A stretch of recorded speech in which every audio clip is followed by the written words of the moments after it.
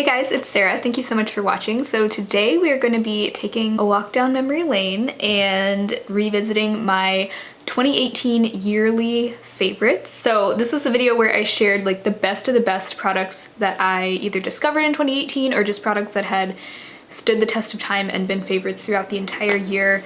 Many of them were ones that I did discover in 2018. And so I thought it would be fun to go back and discuss whether or not they're still favorites a year later. Cannot believe it. I remember sitting down and filming this video a year ago. And time has just flown by since then. It almost makes me feel a little emotional. And it's funny, I think I remember saying the exact same thing last year. I always get in a very like introspective, reflective state around this time of year, and I really love this time of year, the holidays, you know, being with family and friends and just like slowing down a little bit, taking some time to look back on the year and set goals for the new year. I don't know, it's just a great time of year. I've seen a couple of other YouTubers film this same video already this year. I saw Andrea Mattiano. Is that how you pronounce her name?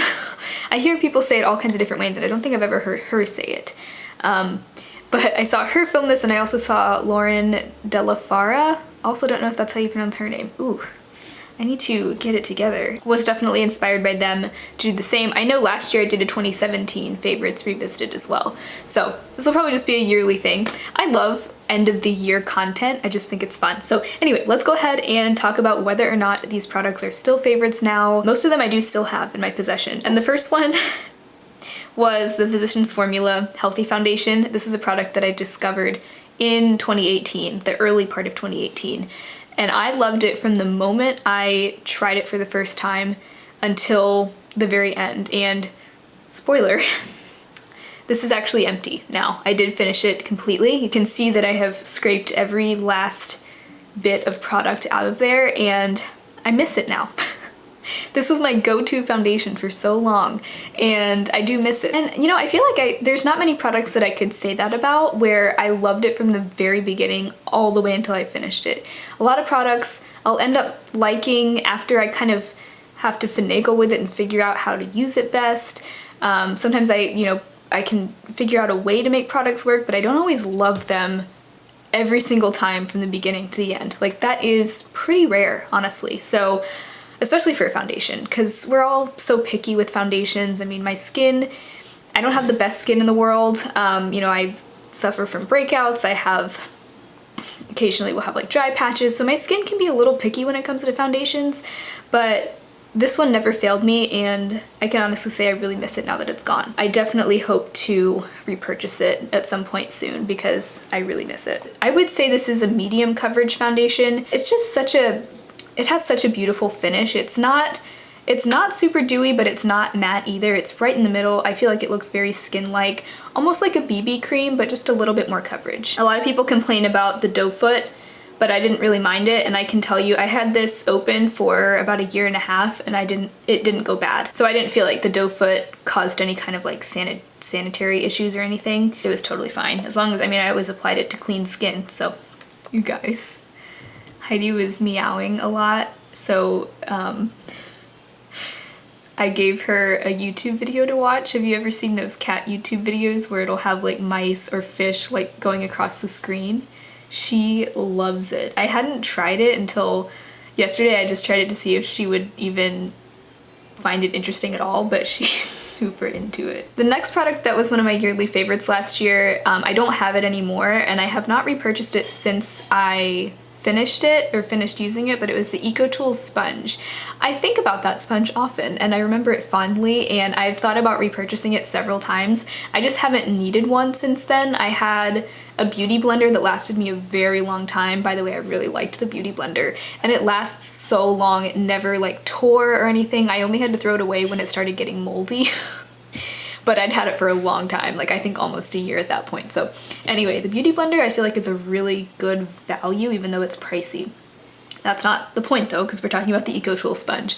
I really liked that sponge. The thing I loved about it the most was the shape. It has two flat edges, like a shorter flat edge and a larger one. I'll put a picture on the screen so you can see what I'm talking about so I don't have to demonstrate with my hands. But I love the shape. It makes it really easy to just get into the inner corner of your eye with concealer. It also has, you know, round the other end is round, so you can use that to buff out foundation. The other, I'm laughing at Heidi. The other thing I liked about it was a little bit firmer than, oh my gosh, she's so cute.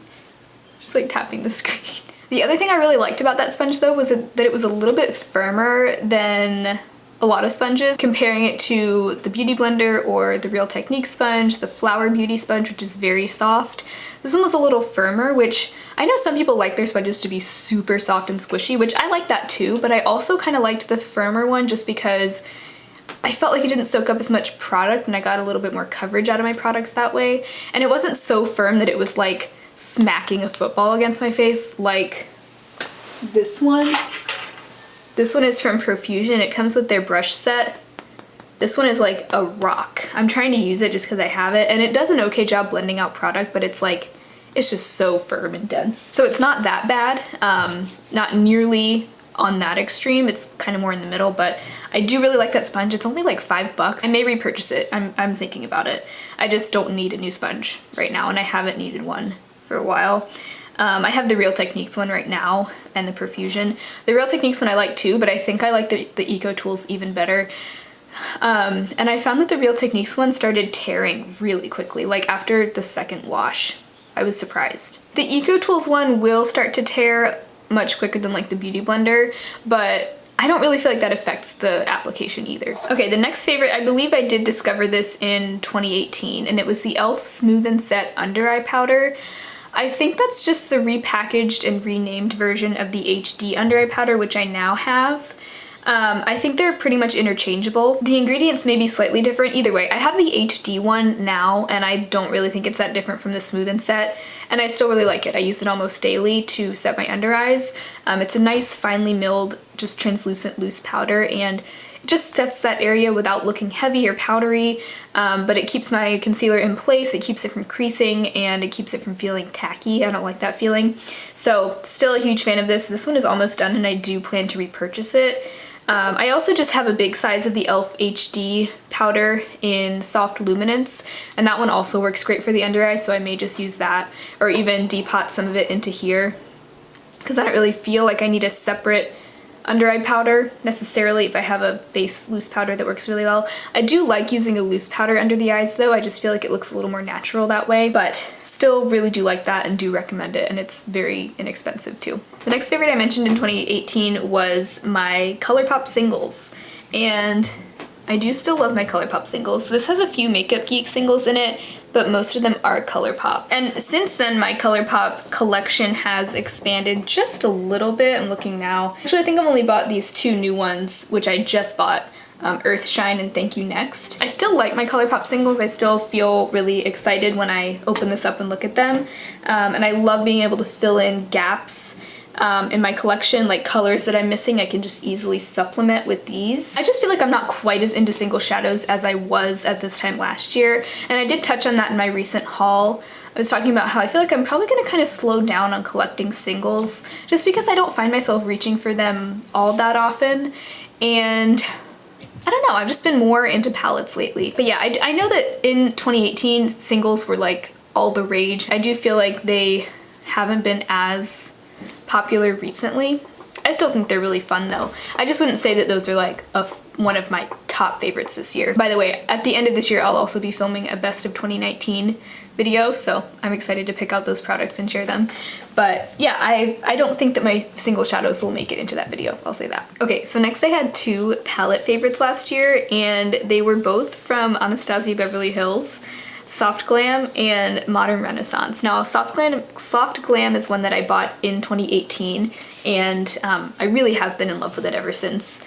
I still love it. I actually am wearing it on my eyes today. And then Modern Renaissance is one that I bought in 2017, and I also still love this one. Now, I wouldn't say that these are my absolute favorite in my collection now, or that I don't have others that are at least tied for favorites with these. I still love them. I still get tons of use out of both. The quality is amazing. I always love Anastasia palettes, especially these like original ones, back when they used to release palettes slowly and intentionally. Still stand by what I've always said about them, but I have discovered a few more palettes this year that I at least love as much as I love these, if not maybe even slightly more.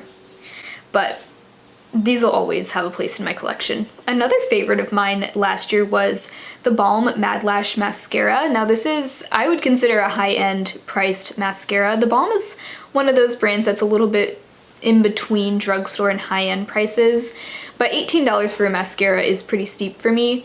Now I got mine for half off on Haute Look, I think, and so I really got it for like a drugstore price. But I have not repurchased that mascara, and I wouldn't repurchase it unless it were on sale.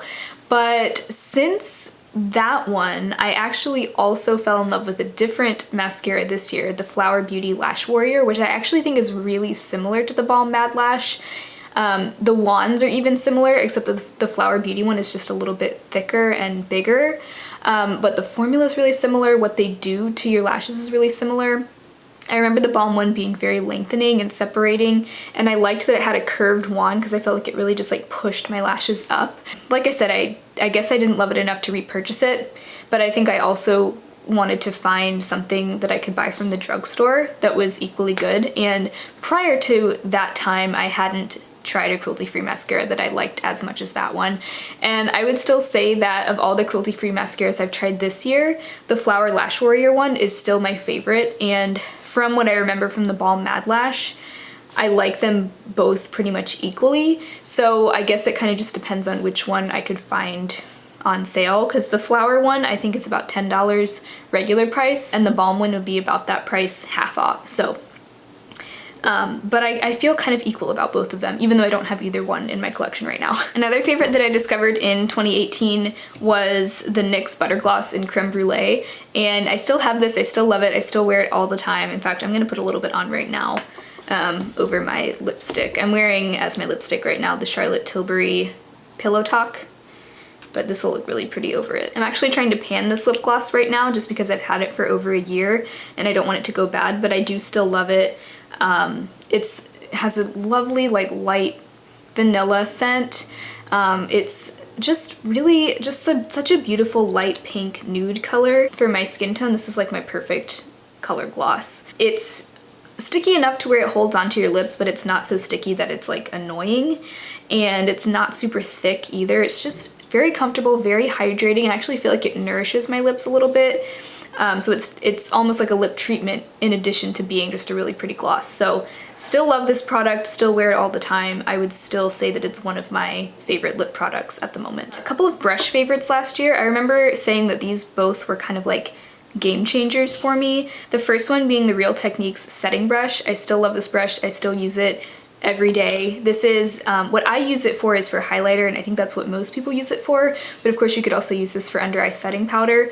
For me, this was a game changer because before I found this brush, I wasn't even that into highlighter. I felt like I could never get it to look quite right on me, and I could never really get it to show up, but this brush has such a nice taper to it that it just picks up highlight so well, and this is the one I use today. I use it every day, literally, and it just does such a great job because it has enough taper to pick up enough product, but then it's also fluffy enough to really buff the product out so it doesn't just look like you're wearing like a strip of like metallic highlighter on your cheeks. So definitely still a favorite, still love this brush. It is probably the best highlighter brush you can get, and it's pretty cheap. I recommend getting it at Target. I think it's like $3 something on their website, whereas everywhere else it's like $7 or $8. And if you go to the Target store and it's labeled for more than what it is on the Target website, they will price match it for you to the lower price online.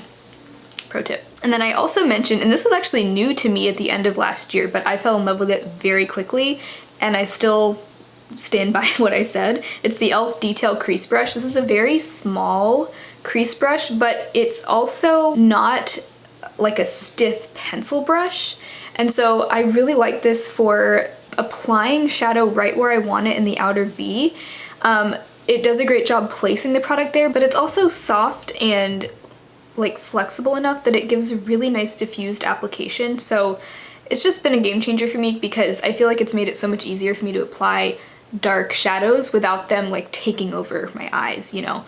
So if you have small eyes, or if you just struggle to get things placed quite right and to get things to blend out well in your outer corner, this is such a good brush. And I feel like a lot of those kinds of brushes are like those stiff pencil brushes, and this is just so much easier to work with than those. So highly recommend this. It's like $3 and it's been such a game changer for me. So needless to say, both of those brushes are still some of my absolute favorites. And I definitely haven't found anything that tops either one of these over the last year. A couple of items that I mentioned as favorites at the end of last year were my reusable face cloths and my reusable cotton rounds. I still love and use both every single day. I use these microfiber cloths to remove my makeup. At the time, I think I was just using these with water, and they do work with water, but I have an even easier time applying some sort of oil to my face first.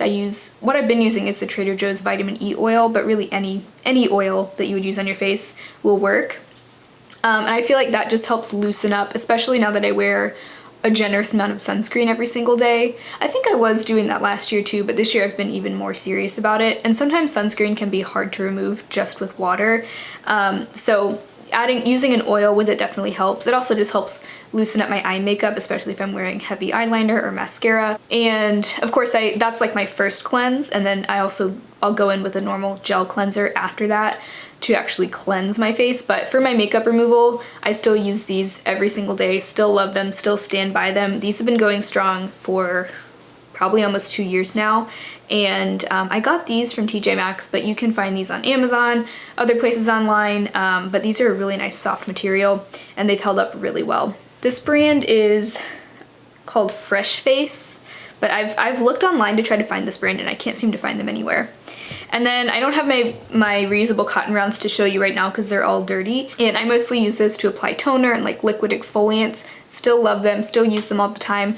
I also though feel like applying those things with my hands works just as well, and it doesn't soak up as much product, or any product really. So if you don't want to shell out the money for reusable cotton rounds, you can apply toners and things like that with your hands. So I don't feel like those are an absolute necessity for me anymore, but I still use them. And I do kind of like them a little bit more than using just my hands, just because I feel like it's less messy. I guess that's really the reason. So those were the products that I said were the best of 2018, and those are my thoughts on them now. And I really love all of them still. I haven't like completely changed my mind about any of them. Some of them I've kind of found things that either are just as good, if not slightly better. But for the most part, these are still things that I love and use all the time. So I think that's pretty cool. So if you enjoyed this video, definitely make sure you give it a thumbs up and subscribe to my channel. It's always fun to go back and revisit old favorites. Also definitely stay tuned for my best of 2019 video. I'm really excited. I feel like I've made some awesome makeup discoveries this year, so definitely make sure you're subscribed so that you can catch that. But otherwise, I will talk to you very soon. Bye.